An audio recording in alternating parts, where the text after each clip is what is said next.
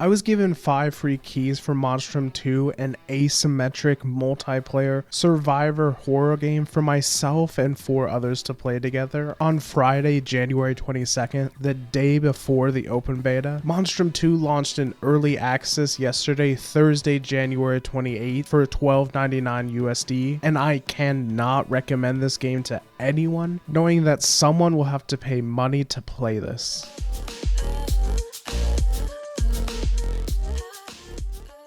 I never played the original, but after talking with people that played Monstrum years ago and looking up a ton of reviews and gameplay about the game, it's extremely clear that this game is not for die-hard fans of the series. Monstrum 1 was a solo survival horror game that really leaned into tense moments of survival, followed by heart-pounding moments of fear as the monsters got closer and closer to hunting you down. In Monstrum 2, lobby sizes range from 3 to 5 players, where everything about the original is flipped. Instead of multiple monsters hunting you down, you're either the sole monster hunting down everyone else in the lobby, or you're one of 2 to 4 people trying to escape. There was never a moment I really felt any kind of fear, nothing to the degree of what the original seemed to have done so well. Saying survival is one of the key words to sell the game is being pretty generous. As the team of prisoners, you're just running around flipping switches, interacting with unintuitive items that require you to play a tutorial to make any sense of what they do, and the balance is just so wildly off in favor of the monster. It genuinely felt untested with how extremely easy it was to hunt my friends down and kill them. They felt completely at my mercy. We all just kind of agreed to uninstall the game. Monstrum 2 feels like a Dead by Daylight clone that abandoned what it did really well in the first game after seeing the success of Dead by Daylight and used that as a justification to do something that the original fans of the game didn't ask for. At the same time, players new to the franchise are met with an unfun game with terrible performance. The beta was really just a demo since the early access launched a week later. So let's talk about all the problems I had with Monstrum 2 so you have all of the information you need to decide if this game is something you might be interested in. I'm honestly struggling a lot with where to even begin with the problems I have with this game because I just don't think there's anything redeeming about it, and there's so many wrong things going on that it's like being in the middle of a room on fire and trying to figure out which fire to put out first. I played one match-made lobby to get an idea of how fun it was going to be while waiting for the rest of my friends to get on. I had absolutely no idea what was going on that entire match. All I understood was monster chasing me, bad. Marker on map showing me where to go, good. You know what? I guess that's a pretty good place to start actually. It is always a terrible sign when you start a game for the first time, play 10 minutes of it, and then need to go to the tutorial after to understand how to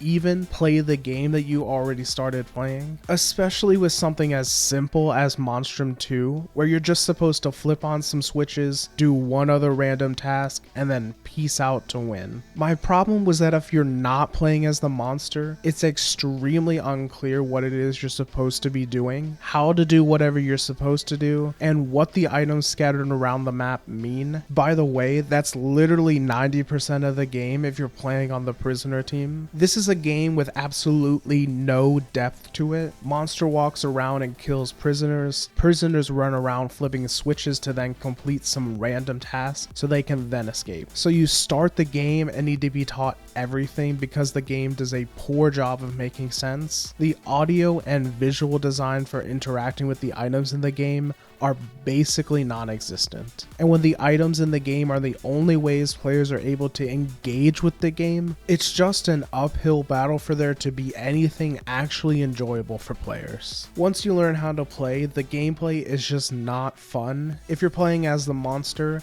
you run around, find someone, and then just left click to kill them. There's not even really any strategy involved at all to find and hunt players. There's a bunch of ways for the prisoners to mess up stuck, which will make an alert appear for the monster player to see. This removes most of any interesting gameplay for the monster player because all you end up doing is going to where the alerts tell you to, instead of actually searching and hunting for the other players. If you accidentally get spotted by a man-made camera as the prisoner, the monster player now sees the alert through walls no matter how far away they are and knows exactly where that player is. This just makes no sense to me at all. I get that this is how it was in the first game, but this really should be the other way around. Why is a monster able to use cameras to track down players? With how lopsided the balance is in favor of the monster, the cameras should tell the players where the monster is. This would add way more suspense to the prisoners as they see the monster is getting closer and closer to where they are. There's just no consequences for playing as the monster, and there's no challenges or obstacles that make monster gameplay interesting to play. You just move forward at the same speed, if not even faster than the prisoners you're hunting, so it's just a matter of time until you catch up to them, click one button and initiate a lame animation that kills the player. You have a couple abilities depending on the monster you pick to play as, but they just feel completely unnecessary because of how OP monster is. As the prisoners, you have to juggle your main objective, which is flipping a bunch of switches to turn power back on. Then you have a random objective to do next, like some welding so the submarine can help you escape, all while avoiding the cameras that help the monster out, the monster's abilities and traps that help the player find you, and all you really have at your disposal is a camera that blinds the monster for a couple seconds, but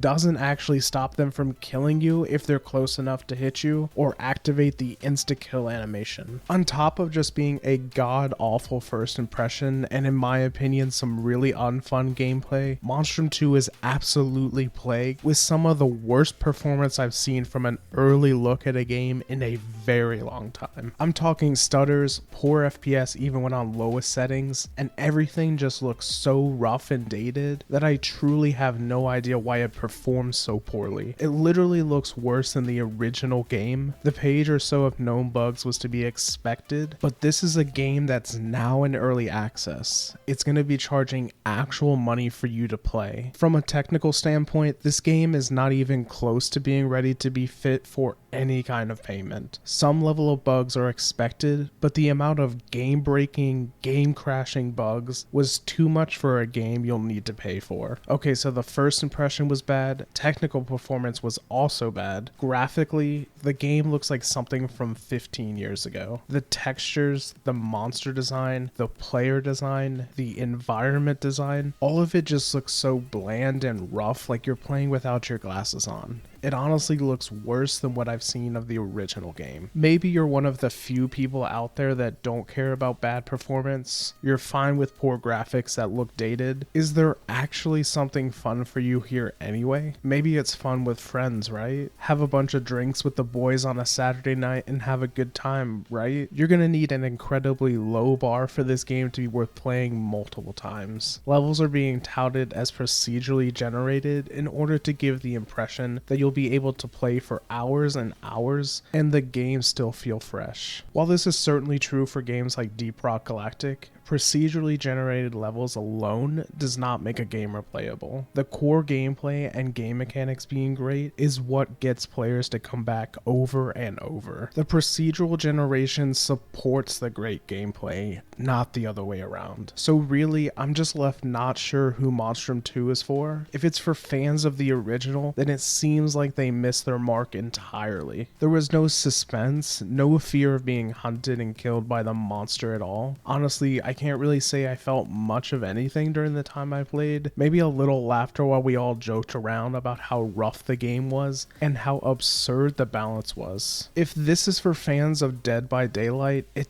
doesn't seem to add anything new to the table that would make a fan of DBD switch teams to Monstrum. There's nothing really unique or innovative that seems to explain that Monstrum is a game for that type of audience. If you take away nothing else from this review of Monstrum 2, it's that this this game feels completely devoid of an identity, so it's going to take a very, very long time for it to come out of early access. It's going to take a lot for Monstrum to decide what type of game it wants to be, recreate itself to fit what it wants to be, and then build on top of that enough to justify a 1.0 launch. Realistically though, I'll be surprised if that ever happens, because that's a lot of money, resources, and time that needs to be spent just to get to a place that it should already be at the start of early access. Being in early access should be when the identity phase has been done, and now they just need to tweak and adjust the ship to stay on course. Let me know in the comments below what you thought about Monstrum 2 if you got to play. Subscribe to the channel for more game reviews, and make sure to like this video to help me out. Thanks for watching.